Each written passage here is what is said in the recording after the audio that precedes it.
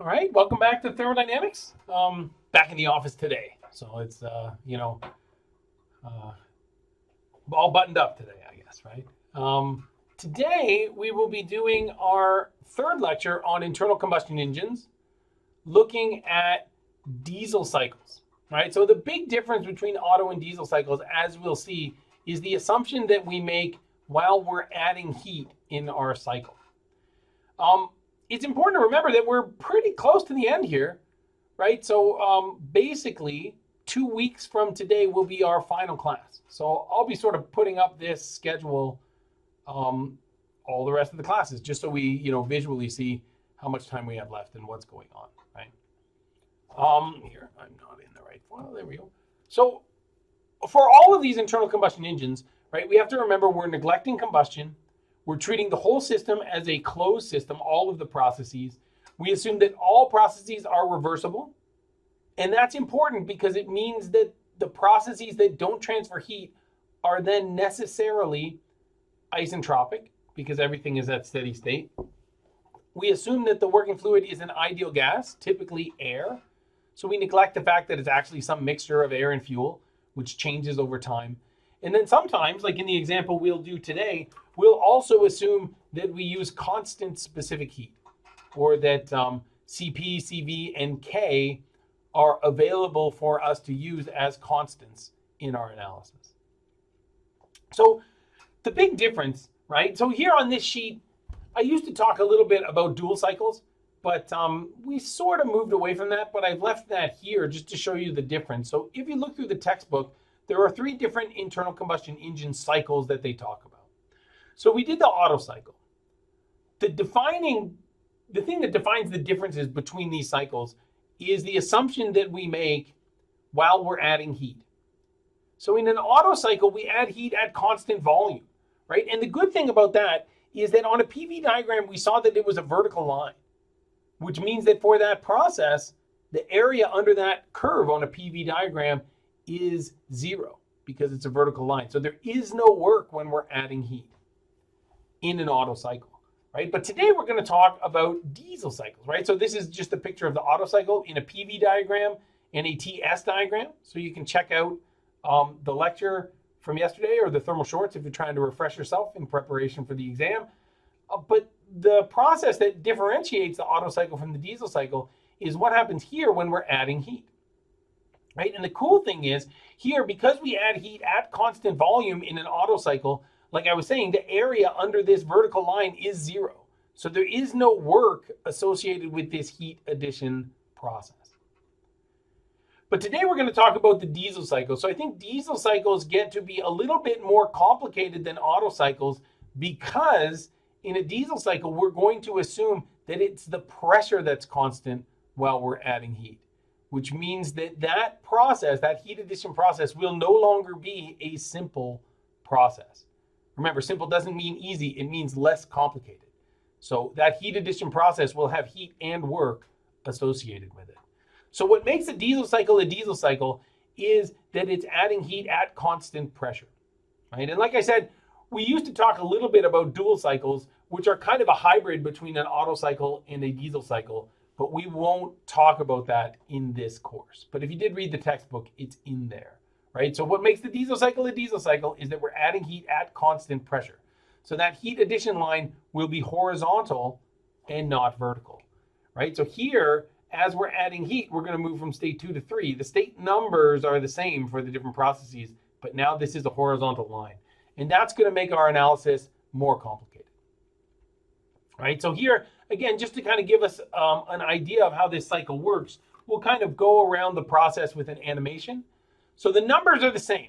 So state 1 to 2, this is our compression stroke, right? Or our compression process, right? So here, the volume gets smaller, the pressure goes up, and the temperature is also going up. And because we assume that the process is all ideal and there's no heat transfer associated with this process, from state 1 to state 2 is isentropic. Remember, for all ideal gas processes we'll talk about, or ideal gas cycles, so like Otto and diesel cycles are the ones we know now, finding those isentropic processes is the key to being able to solve all the states in the system. Then from state 2 to 3, this is again how we differ from the Otto cycle, is now we're going to add heat at constant pressure. So instead of a vertical line on our PV diagram, we now have a horizontal line, right? A bit of foreshadowing here. There is now some area under that horizontal line. So that means while the primary purpose here is going to be heat addition, there's going to be some work associated with this process as well. Next, we do an isentropic expansion, right? So this now we're back to, this is just how the Otto cycle works too, right? So again, this is an isentropic process, and we need to know where those isentropic processes are. Finally, we have constant volume heat rejection, right? So that's also the same as the Otto cycle. So it's only the heat addition from 2 to 3 that changes. Heat rejection, we still assume happens at constant volume. So it's only the one process where we have heat transfer and work that's involved, right? And that's going to be our heat addition process, which again is the thing that makes a diesel cycle a diesel cycle. So if I was going to draw the PV and TS diagrams, right? So these are important for you to understand. First, because we might test you on them. Second, because it gives us some really important information. State 1 to state 2, this looks just like an Otto cycle. But again, state 2 and state 3 is where the differences happen, right? And here, right, because this is a horizontal line, heat transfer in is happening. That's, again, the primary purpose here. But we're also producing some work here because we have a constant volume process where the volume is expanding, right? So remember from the first third of the class, we solved problems like this where we got to, after some assumptions, delta U is equal to Q minus W, but W was equal to the integral of PdV, right? And because the volume is expanding, here we're producing power, right? And then again, from state 3 to 4, this now looks just like an Otto cycle again. We have this isentropic expansion. Now, one of the things people sometimes will say about a diesel cycle is that it has a 2-stage power stroke. And that's because we're producing power at 2 different processes here. Right? So here we're producing power while we're adding heat, and then we're also producing power in the power stroke. So there's 2 different processes that contribute to our produced power, right? And then 3 processes that contribute to our net power. And then just like in the Otto cycle, we have constant volume heat rejection. Right? This one, again, this is a vertical line on our PV diagram, so there's no work here, only work in heat as we're adding heat from state 2 to state 3. Right, so this is a horizontal line, right? So states 2 and state 3 are on a horizontal line, right? And we'll see how that impacts our solution as we move through the process, right? And like I said, sometimes when we talk about diesel cycles, we talk about a 2-stage power stroke. So let's move through the first law for each one of these processes. Right? So if we were trying to say maybe the problem, we can think of our thermal efficiency as net heat over heat in, or as net work over heat in. So let's say we're going to deal with the heat transfer processes first. Right? So at least after we make some assumptions here that we're neglecting kinetic and potential energy, we could say that delta U from state 4 to state 1, while we're rejecting heat, is equal to Q minus W. We would do the same thing in an Otto cycle. Right here, because it's a vertical line, there is no work, right? We can divide by the mass and get the change in the specific internal energy is equal to the, I guess, heat over mass, right? The heat per unit mass and the work per unit mass. But because this is a vertical line and there's no area under that vertical line on the PV diagram, then there is no work. So we know that Q from state 4 to state 1 is going to be U at the end minus U at the beginning, right? So U1 minus U4. Now here's the tricky process, right? When we start to talk about heat going in. So we can do the same thing we did before, right? So we write down the first law. I didn't write it down here, but we have assumed that we're neglecting kinetic and potential energy, right? That's why it's delta U and not delta E. We divide it by the mass, so we get specific internal energies here in little q and little w. But now we can't cross out either Q or W because this heat input process is not a simple process because heat and work are both important. So now we do this just like we did in the first third of the course. First, I'm going to ask, what's the work? So the work is the integral of PdV, so I need to know the pressure-volume relationship. Right? Now, the good news here is the calculus isn't too hard because the pressure is constant. It's not my favorite calculus. My favorite calculus is when the answer is 0. My second favorite calculus is when the pressure is constant, because then I can just take this P and pull it out of the integral, and I get the integral of PdV when pressure is constant is equal to pressure times delta V, right? V at the end minus V at the beginning. So this is the work part of my heat transfer. Right, so what I've done here now is I've isolated Q. So I brought the W over to the other side. So I've got U3 minus U2 plus the work, and the work is P2 times V3 minus V2. Now I wrote P2, but the pressure is constant, right? So I could write P2 or P3, right? Do you see how that's true? Because the pressure is constant. So what I can do is I can multiply inside this bracket, right? And I can get P2 V2 as a minus, right? But I can get P3 V3 as a plus, right? So here I'm going to collect by state number so that U plus P3 V3. If I just multiplied this out, this would be P2 V3, but P2 is equal to P3, right? And then I've got minus U2 minus P2 V2, right? So I can group these terms together and I get U3 plus P3 V3 minus, in parentheses, U2 plus P2 V2. Now, I know what you're thinking, maybe. U plus PV is H, right? So if we were being efficient as engineers, right, not lazy, but efficient, we wouldn't want to have to look up the specific volume and the specific internal energy. We'd only want to look up one thing. So in this case, we can replace U3 plus P3 V3 with H3. And we can replace U2 plus P2 V2 with H2. Now, here's a little trick that I use to remember this. You can always get here from the first law, but it's always kind of nice to know what you're expecting the answer to be. The Otto cycle and the diesel cycle are similar. They're internal combustion engines. The difference is that the diesel cycle here has a horizontal line between state 2 and state 3. If we were trying to find Q2 to 3 in an Otto cycle, we would have gotten U3 minus U2. But here, we get H3 minus H2. The way I remember that is because states 2 and 3 are the states that are on the horizontal line. Horizontal starts with the letter H. So here, we're lucky that we can replace those U values with H values, right? But you don't have to remember these silly little things. You can just get here from the first law, right? Start with the base level equation. So now we know the heat in. So it's important to remember here, we're used to talking about H when we're talking about open systems, right? And this does not imply that the heat addition process is an open process. It's still a closed process. We've just substituted U plus PV as kind of a mathematical convenience, right? Which is actually all we did in the open version of the first law too, right? So here we're not implying that this is an open system. So we found heat in, we found heat out.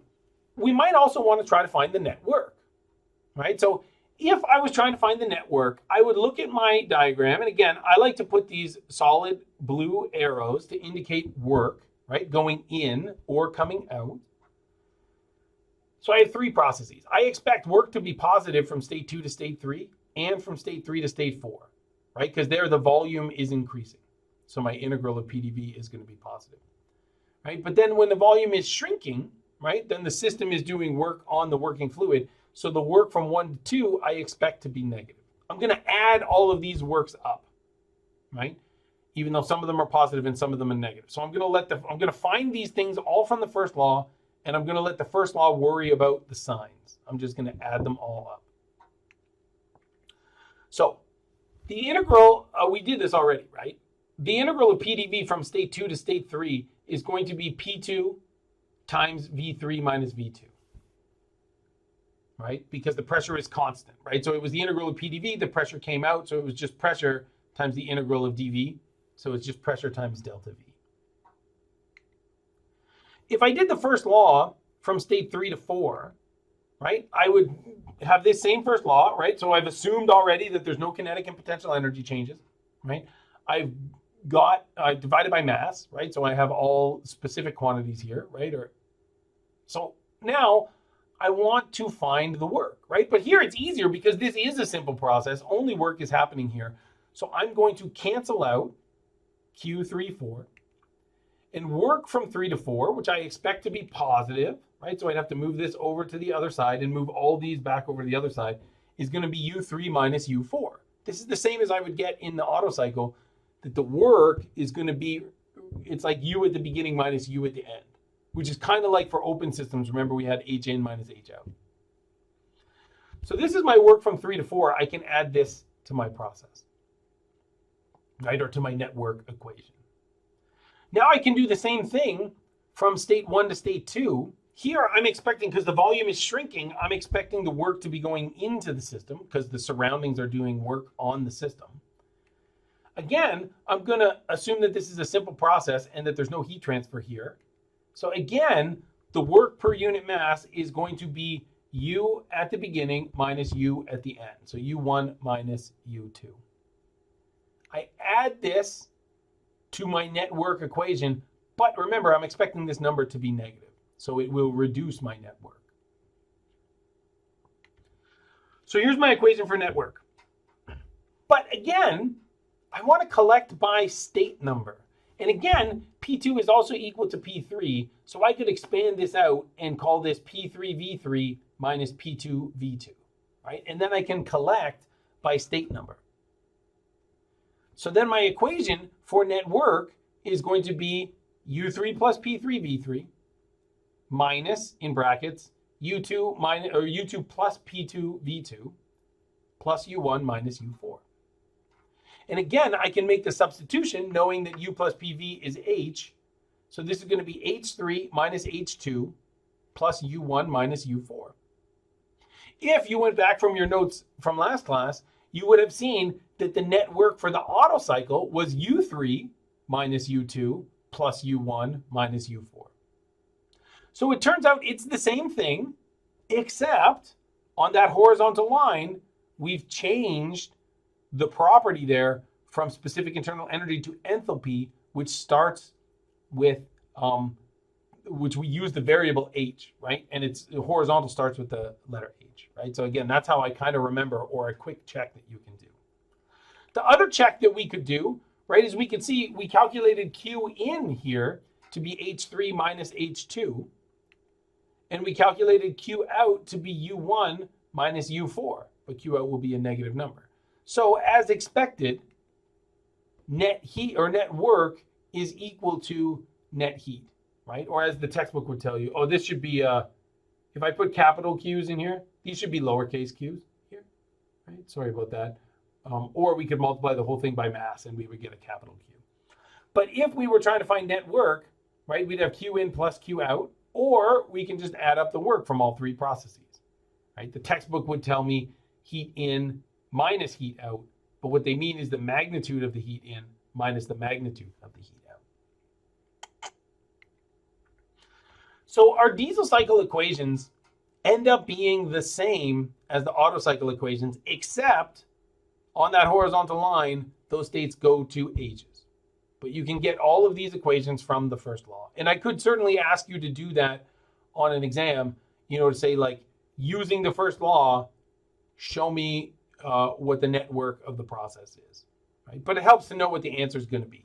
So again, unlike the Rankine cycle, I can't sort of mess around or make this process more complicated by adding different processes in it, right? But I could, you know, I can give you different permutations of the known information that you get, right? But to get the symbolic equations for diesel cycles are always going to be this, right? The tricky thing gets to be how do you fix the states? And that's why we'll go through an example today, right?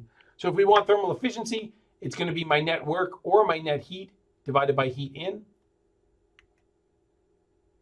if I want to do that, right? So then I can get that, I get this equation, which again is just like the auto equation, except the states on the horizontal line become h's, right? So now in our denominator, we have h3 minus h2 here, right? This is the same thing, just the sign of this fraction is different, right? But the order of the terms in the numerator are also flipped. So it ends up being the same thing. So for Otto cycle, we talked about compression ratios, right? And diesel cycles have compression ratios too. So compression ratios are always going to be, you take the biggest volume divided by the smallest volume. Again, it's nice to be able to draw these PV diagrams because you can see the biggest volume is going to be the one all the way at the right, and the smallest volume is going to be the one all the way at the left. But unlike the Otto cycle, because in the Otto cycle we added heat at constant volume, so in the Otto cycle there were only 2 volumes, right? But in the diesel cycle there's 3 volumes, right? Because this state 3 is at a different position horizontally than all the other states, right? But we still have a compression ratio. Our compression ratio is still greater than 1, so we take the big volume divided by the little volume. Engine efficiency increases as the compression ratio increases. I'm only showing you this equation because it's in the textbook. I'm never going to ask you to use this equation on an exam. But you can see that if R went up, right, the denominator here would get bigger no matter what's going on in this fraction. If this all stayed the same, where R is not there, the denominator would get bigger, which means that that negative term would get smaller and the efficiency would go up.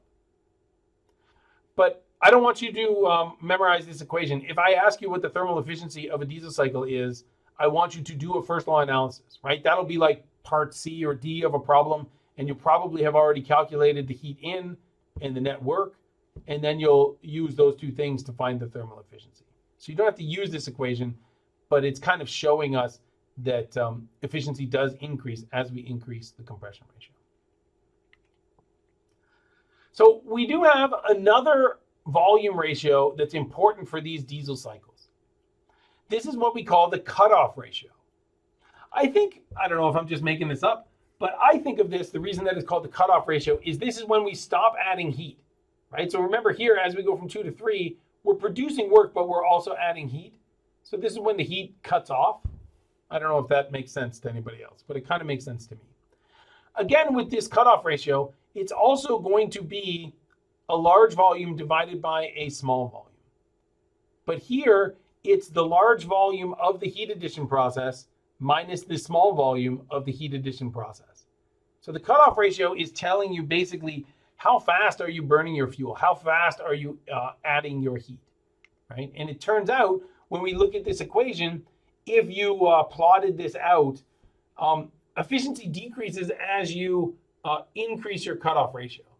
Basically, you want to burn your fuel fast, right? You want the volume not to change very much as you're burning your fuel, right? So you want to add heat while the volume is still small, right? Otherwise, you can imagine that if you're burning your fuel slowly, then it sort of, the piston is still moving and you're not getting as much benefit from increasing the pressure of the fluid because it's fighting sort of the decreasing pressure from the volume decreasing, right? So again, you don't need to know this equation, but it does show you, if you plotted this out, that the efficiency would decrease here. So we have 2 volume ratios. The cutoff ratio tells us the ratio of volumes associated with the heat addition process, and we start with the big volume and divide by the little volume.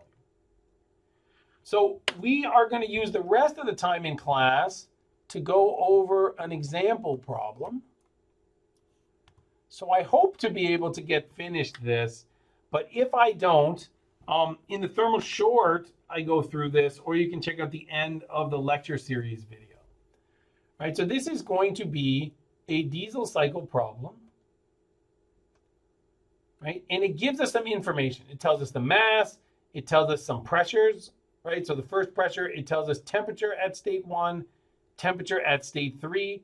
It tells us the compression ratio is 17, right?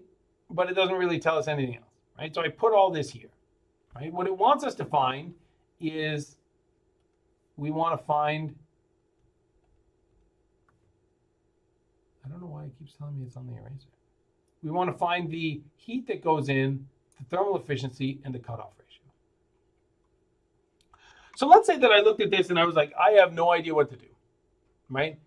Then what I would do is I would do symbolic solutions, right? So we will start, right? So here I'm going to call my thermal efficiency. I don't know why that doesn't work.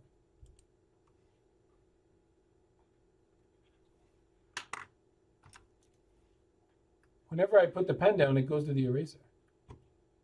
So something is obviously wrong here. So what I'm going to do is I am going to go back to the slides and I will show you how to do this problem here. So I was hoping to do this on my pads. I haven't been having bad luck. I tried to do this in a meeting with somebody the other day with my pad at home and my computer kept freezing. So I got to figure it out. Maybe there's some update and I got to do the drivers or something. So here's our problem, right? And what we want to know is what's the heat addition, what's the thermal efficiency, and what's the cutoff ratio, right? So basically part B, after we know the heat addition, the thermal efficiency, the other thing we need is the net work, right? So first I'm going to get some symbolic solution, right? And we've already done this in class, but we'll do it again here, right? So we want to know what's an equation for the heat in. So I know that heat gets added between state 2 and state 3. So I'm going to do a first law analysis here. I've already assumed that I'm neglecting kinetic and potential energy, and I get U3 minus U2, if I divide by the mass, is equal to Q23 minus W23. First, I would find the work, just like we did in the first third of the class, right? That's the integral of P dV, but because pressure is constant, I can take it out, and I get P times delta V. And then I get this equation, but I can separate these terms by their state number instead of which process they're associated with. And I get that Q from state 2 to state 3 is H3 minus H2. But this problem asked me, and I don't know if I said this yet, but this problem asked me to do a cold air standard analysis or a constant specific heat analysis.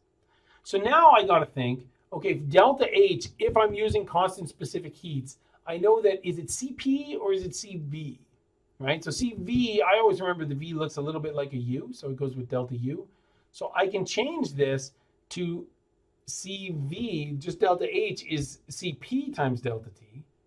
But then if I wanted big Q, which is what the question asks me for, I'd have to multiply everything by the mass. So I get the mass times CP times T3 minus T2. They told me the mass and I know CP. So I don't know T2 yet, but I do know T3. So this is not too bad, right? So I did a first law analysis. I got an equation. And aside from the thing that I'm trying to find, there's only one extra thing that I need to do, right? So if I could fix state 2, then I would be able to get a number here. But I'm not even going to do that. First, I'm going to go through and I'm going to get symbolic solutions for all the parts, right? So the next thing we want is thermal efficiency.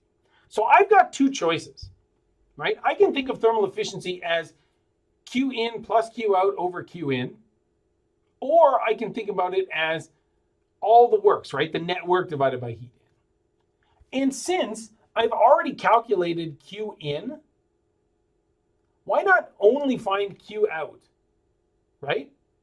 Because my other option would be to find the work in all those other processes, right? So here, if I was on a test, it would be faster for me because I already know Q in if I just find Q out versus trying to find the work from, you know, all the first three processes, 1 to 2, 2 to 3, 3 to 4. You'll still get the same answer, but you'll do it faster if you do it this way, right? So here, when we did the first law, right? So Q out, this is a vertical line, right? So it's a simple process. I know that for these cases, if I did the first law and assumed that there was no kinetic and potential energy change, I would find that Q was equal to U at the end minus U at the beginning if I neglected the work, right? So now, because I don't need the mass, right? So I'm talking again about little q's instead of big q's. This is 1 plus U1 minus U4 divided by H3 minus H2. On a test, even if you know that this is going to be the right answer, please show me how you get here, because my job on an exam is to grade or try to determine your understanding of the work. So if you just write down this equation, if you say, oh, thermal efficiency is this, and I had that memorized, or it's open book, so I had it written down somewhere, all I know is that you wrote down the right equation. I don't necessarily know that you know how to get there, especially if you don't even write down any assumptions that you made along the way, right? So you remember that the purpose of the test is not to get the right answer, although that's always great when you get the right answer. The purpose of a test is to demonstrate your understanding of the material, right? So you have to do more than just get the right answer. You want to show me that you know what you're doing, right? So here, right, this is the equation that we would get. Now, I'm using constant specific heats, right, or a cold air standard analysis. So here, I know that delta U becomes CV times delta T, and delta H becomes CP times delta T, right? So then I can put those, I can sub that in to get to the equations that I want for the constant specific heat version of this problem. So when I do that, this is what I get. And now you remember that the specific heats don't cancel out because they're different, right? CV over CP, that's like 1 over K, right?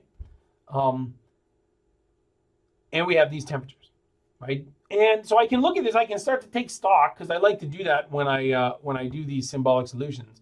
I like to see, what are the things that I know and what are the things that I don't. So I was told CP and I was told CV. I know the odd numbered temperatures, but I don't know the even numbered temperatures. But if I could find those out, then I would be able to find this thermal efficiency, right? And I think before, for the heat in, I needed to find T2, right? So if I can find T2 and T4, I can answer these first two questions. The other thing that they wanted us to do is the cutoff ratio. Now, this is a thing that can be a little bit tricky. So when you're trying to find the cutoff ratio, what I tend to try to do is first I remember the definition, right? So the definition of the cutoff ratio, so for the cutoff ratio, I'm looking at that heat addition process. And for that heat addition process, I'm trying to say, well, how do I look at the different volumes when I'm adding heat? And for these cutoff ratios or compression ratios, they're always bigger than 1. So I take the big volume divided by the little volume. Here, I've written it as the specific volume at 3 divided by the specific volume at 2. But since the mass is constant, I could multiply this whole thing by 1, a special version of 1, that's mass divided by mass. And I could get the volume at 3, big V3, divided by big V2. So it's the same thing because the mass is constant. The way to get to the cutoff ratio is to run the ideal gas law on this heat addition process. So we want to use the ideal gas law between these two states, right? Now remember, when we do this, because the mass and the specific gas constant are constant, then we get P2 V2 over T2 is equal to P3 V3 over T3. Right? And we want to get V3 over V2. So from this equation, I can get an expression. Right? So I can isolate this expression for my compression ratio, which is V3 over V2. And when I do that, I always like to, when I use this version of the ideal gas law, which is my favorite version of the ideal gas law, because the units cancel out, because I try to make fractions of pressures and fractions of temperatures and fractions of volumes. Because then it doesn't matter if I'm talking about volume in cubic inches or cubic feet. If it's the same on the top and the bottom, it just cancels out, right? It's just like a percentage or a ratio, right? Because as long as the volumes are in the same units, I'm good. As long as the pressures are in the same units, I'm good.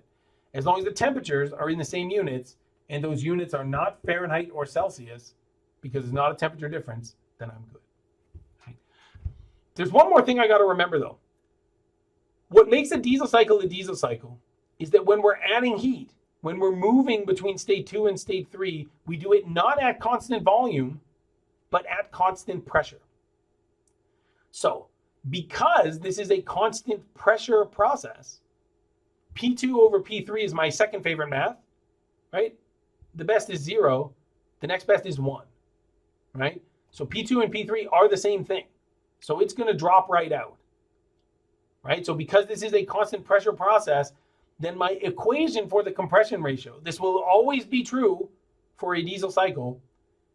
The equation for this cutoff ratio, I think I said compression ratio before, but this is the cutoff ratio, is T3 divided by T2, which is the same as V3 divided by V2, right? And you can demonstrate your understanding of how to get there by running the ideal gas law between state 2 and state 3. Again, I know the odd numbered temperatures, but I don't know the even numbered temperatures, right? So the good news is, right, in 10 minutes, we talked through how to do the symbolic solution for this whole problem, right? So, we know how to find, use our first law and use the definition of cutoff ratios to get heat addition, thermal efficiency, and the ideal gas, and the cutoff ratio, right? And we've converted these things to the cold air standard version of these things. So we know that in order to get answers, then I need to fix my states. But the only information that I need is T2 and T4. If I had those two things, then I can get numerical answers and answer all these questions. This is another reason why I like to do the symbolic solutions before I do the fixing all the states. Because now I know what information I actually need. So I don't spend time maybe doing extra interpolations or something to find a piece of information that I end up not using, right? Especially on a test, which is a time-limited experience. So the key to all of these cycles that use ideal gases is you need to know which of the processes are isentropic, right? So in this case, there's the isentropic compression from state 1 to state 2, and there's isentropic expansion from state 3 to state 4. So the good news is we can move between state 1 and state 2, and we have two tools in our toolbox to do that. So we can use the ideal gas law, but we can also use an expression for isentropic processes, right? So if you look on the equation sheet, right, there's going to be a section called ideal gases, right? And under that, there's another heading that says isentropic ideal gases, right? And some of those equations have K in the exponent and some of them don't. So if you're doing a constant specific heat analysis, like we're doing here, you pick the equation that has K in the exponent. If you don't, then you pick the ones that are either P over P is equal to PR over PR, or V over V is equal to VR over VR, right? So in our case, right, for these internal combustion engines, we're going to know the temperatures and we're going to know the volume ratios, right? Remember right here, they told us, they didn't tell us much about the volumes, but they told us the compression ratio. The compression ratio is V1, the biggest volume, divided by V2, the smallest volume. So I look at my isentropic relationships and I see that one of them is a temperature ratio is equal to a volume ratio to the power of K minus 1. I can pick this equation with K in it only because I've already made the assumption that specific heats are constant, right? So here, then what I did was I multiplied both sides by T1 and I've got an expression for T2, which is great because T2 is one of the two variables that I need to get numerical answers, right? The other thing I got to remember here is none of these things are temperature differences. So this has to be in Rankine in this particular problem because it's an imperial unit question. Now the problem was nice to me and it gave me the temperatures in Rankine to begin with. Basically, anytime you do ideal gases, it's much, much safer to just always immediately convert to either Kelvin or Rankine because the ideal gas law needs absolute temperatures, and this equation here also needs absolute temperatures. The good news is I know all of this stuff, right? So I know that V1 over V2 is the same as little v1 over little v2, right? That's 17. K was given to me, it's 1.4 for air, and T1 is 520. So I can put all that into my calculator, and I know that T2 is equal to 1,615 degrees Rankine. to me, this makes sense. If I drew a TS diagram, I would see that the temperature at state 2 is higher than at state 1, but lower than at state 3. A common multiple choice question you might see on an exam, a final exam, for any of these cycles might be something like, here's a PV diagram, tell me which of these states has the highest temperature, right? So then you have to look at that and know maybe what the corresponding TS diagram is, or where the constant temperature lines would be, so that you could tell me what the highest temperature is. In auto and diesel cycles, the highest temperature is at state 3, right? So the highest temperature is usually right before you start making power. So now we have this temperature, which is good because that's one of the things we need, but we're not done yet with state 2, right? And we'll see why in a second. But if I'm going through these things until I get to my last state, I always want to know the temperature and the pressure, right? So here, as I look at this particular state, I can use my ideal gas law between state 1 and state 2, right? So again, because I'm moving between states, this one's going to be PV over T is constant, right? Because the mass is constant and the specific gas constant is constant. So to do this, we had to assume that all the processes were closed. And this is why we assume that there's no chemical reaction happening in the gas, because otherwise the gas would change chemically, which would change its specific gas constant, right? So if I do this, I can rearrange and get an expression for P2 as a function of a bunch of stuff that I know, right? I don't actually know what V1 or V2 is, but I do know what the compression ratio is, right? So I know what V1 over V2 is, even though I don't know either of those individual quantities.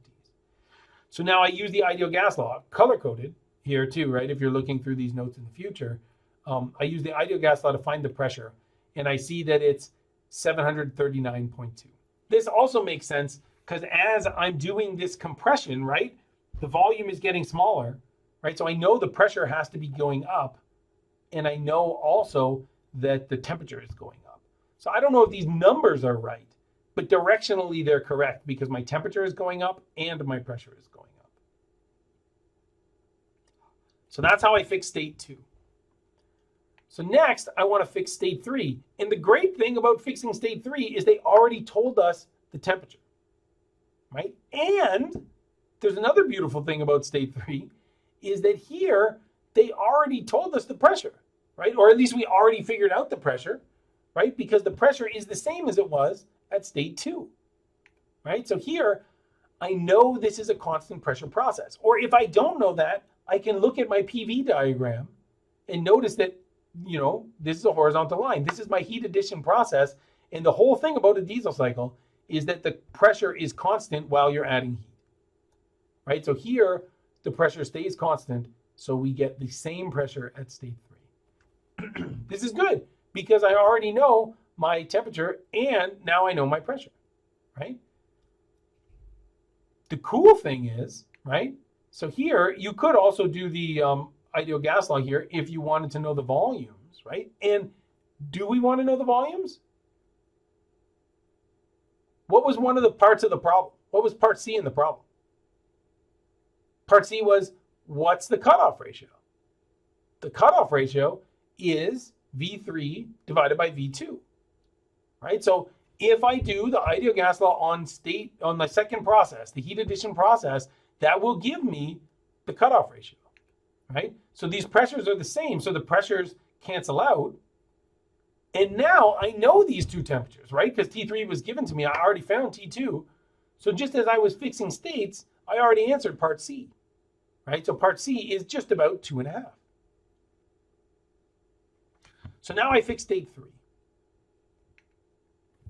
This is the hardest part of a diesel cycle problem, usually, right? But I'm going to show you the trick, right? There's a bit of sleight of hand almost in this process. So remember, for all of these ideal gas cycle problems, you need to know where the isentropic processes are. The isentropic processes are 1 to 2 and 3 to 4, right? So that's the isentropic compression and the isentropic expansion, which is the second part of the power stroke. When you have an isentropic process, you look on your equation sheet and you say, oh, I got an ideal gas that's going through an isentropic process. In this case, it's constant specific heat. So again, I'm looking for an expression with K in the exponent, and I want one that has temperature ratios and volume ratios. So I can isolate for T4. And this is great because now I have an expression for the thing that I want, right? T4 is the thing that I want. It's the only thing holding me back from answering part A and part B in this problem. The problem is I don't know V3 and I don't know V4. So I've got an expression here, but I don't know how to solve it because it looks like I don't have enough information. But I do have enough information. And I'm going to show you how. And it involves a couple of sort of sleight of hand, sort of leap of logic kind of stuff, right? So nothing up my sleeves, but I'm going to show you how to solve this problem, right? So V3 over V4. The first thing that we have to remember here is that V4 is the same thing as V1. So even though I'm changing volumes as I'm adding heat, my volume is constant as I'm rejecting heat. So as I move from state 3 to state 4, that's the same volume, right? So I could write V3 over V4 as V3 over V1. It still doesn't help me yet, right? This is just, we're on the path, right? The other thing that I have to do here is, and this is the part that if no one had showed this to you, like I'm going to, is really, really hard to see what to do here, right? What we're going to do is multiply by 1. But we're going to multiply by a very special form of 1 that's V2 divided by V2. And I'm only going to do that on the right-hand side of my equation, right? So now V3 over V1 is going to become V2 over V1 times V3 over V1. I still don't know what any of these individual volumes are, but the nice thing is I have my cutoff ratio, right? Remember my cutoff ratio was V3 divided by V2, and my compression ratio is V1 divided by V2, right? I can use big V's for volumes or specific volumes because the mass is constant, the ratios are the same. So this is equal to RC over R. So this is my cutoff ratio divided by my compression ratio. So even though I don't know any of the individual volumes, I know both the cutoff ratio, that was about 2.5, right? I think 2.48. And my compression ratio is right here as 17. So the tricky part here, or one of the tricky parts about the diesel cycle is this, sometimes you get H's because there's work coming out when you're adding heat. The other part is fixing this state 4 is tricky because this V3 over V4 looks like you don't know what to do. But we got to remember that V3 over V4 is the same thing as RC divided by R, right? So I think it might be useful for you when you're preparing for your exam, because it's open book, is to make like a flow chart for each of the different cycles we're going to talk about that helps you first get to the right symbolic solutions, and then sort of gives you, because every cycle's got its own little wrinkle, right? Or maybe more than one wrinkle, right? So, that walks you through the process of how are you going to fix the state, right? And I could give you different input information, but if you look at that process, it will probably help you, right? What you got to remember for these ideal gas processes is look for the isentropic processes, right? So here, now for state 4, I can see that the temperature is 1,852.1 degrees Rankine. This also makes sense to me because now, right, so the whole point of the engine is to generate power, right? Or generate work because it's a closed system. So we got as much enthalpy as we could into the fluid by compressing it and heating it up at state 3. So I expect the specific internal energy to be the highest here at state 3, right? So then as I move from state 3 to state 4, I'm generating work. The fluid is now, spending some of its internal energy or its enthalpy to generate work, right? So that comes at the cost of reducing its temperature, right? And its pressure. Although I'm not going to solve for the pressure. If I wanted to, I could use the ideal gas law between state 3 and 4, or between state 4 and state 1. But I don't care what the pressure is, right? Because when I did the symbolic solution for all the different parts, P4 is not in any of my equations. So I don't care, right? So I'm not going to find that value because I'm on a test and I only got so much time, right? And it's 11 o'clock. But if you did want to get it, you could run the ideal gas law. P1 or P3 V3 over T3 is going to be equal to P4 V4 over T4, which is also going to be equal to P1 V1 over T1. Right? So you could find that pressure if you needed to.